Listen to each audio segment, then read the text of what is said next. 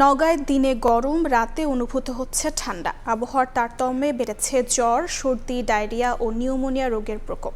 বেশি আক্রান্ত হচ্ছে শিশুরা। এ নিয়ে বিস্তারিত জানাতে সদর হাসপাতালে আছেন রিপোর্টার এম আর রকি। যাচ্ছি তার কাছে।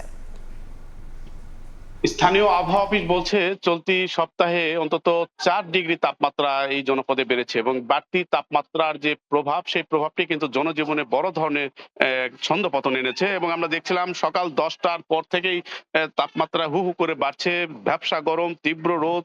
এবং এই যে গরমের উষ্ণতা কিন্তু স্বাভাবিকভাবে যারা শিশুদের উপর বেশি পড়ছে।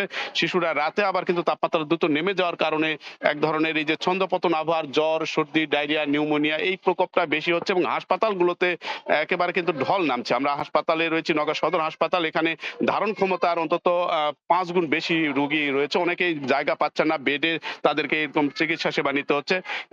স্বাস্থ্য বিভাগ বলছে যেহেতু আবহাওয়ার একদিকে ছন্দপতন এবং এই ছন্দপতন আবহাওয়ার সঙ্গে পূর্বে থেকে এক ধরনের বাড়তি চাপ রয়েছে, হাম উপসর্গ নিয়ে হাসপাতালগুলোতে রোগীরা আসছেন এবং এই বাড়তি রোগীর চাপে কিন্তু তারা অনেকটাই হিমশিম খাওয়ার কথাই বলছেন। এবং এক্ষেত্রে আসলে সচেতনতাটাকে গুরুত্ব দিচ্ছেন, যেহেতু আবহাওয়ার এই ছন্দপতন বৈরী আবহাওয়াকে আসলে দায়ী করা হচ্ছে। এবং এই ক্ষেত্রে দিনে যে ভ্যাপসা গরম অনুভূত হচ্ছে, শিশুদেরকে সেই গরম থেকে যেন বাড়তি সুরক্ষা নেওয়া হয়। রাতে আবার তাপমাত্রা কিন্তু অনেকটা নিচে নেমে যাওয়ার কারণে শীতল একটা উষ্ণতা ছড়াচ্ছে এবং এই উষ্ণতার প্রভাবেই অনেকে আক্রান্ত হচ্ছেন।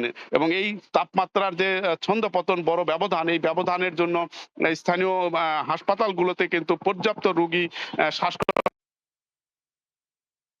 ডায়রিয়া, জ্বরের আক্রান্ত হচ্ছেন। এবং এই বিষয়গুলোকে আসলে স্বাস্থ্য বিভাগ বলছে যে তাদের দিক থেকে একদিকে এই সচেতনতা, মায়েদের তরল খাবার, বাসি খাবার পরিহার করা এবং শিশুরা যেন ঘেমে না যায়, এই বিষয়গুলো কিন্তু স্বাস্থ্য বিভাগ বা চিকিৎসকদের দিক থেকে তারা বার্তা হিসেবে জানান দিচ্ছেন। তবে আরেকদিকে বাড়তি হিসাবে কাজ করছে অনেকেই এই হাম উপসর্গ নিয়ে হাসপাতালগুলোতে আসছেন। জেলায় 294 জন হাম উপসর্গ রোগীর একটা শনাক্ত করেছিলেন এবং এই 294 জনের মধ্যে কিন্তু 37 জন হাম রোগী শনাক্ত করা হয়েছে এবং বাকি যে রোগীগুলো রয়েছে এদেরকে কিন্তু বিভিন্ন আইসোলেশনে নেওয়া হয়েছে। সব মিলিয়ে হঠাৎ এই বৈরী তাপমাত্রা জনজীবনে বড় ধরনের একটা প্রভাব ফেলেছে। এই ছিল সার্বিক নওগাঁ সদর হাসপাতালে রোগ বালাইয়ের খবর আমার কাছে। যুক্ত ছিলাম নওগাঁয়।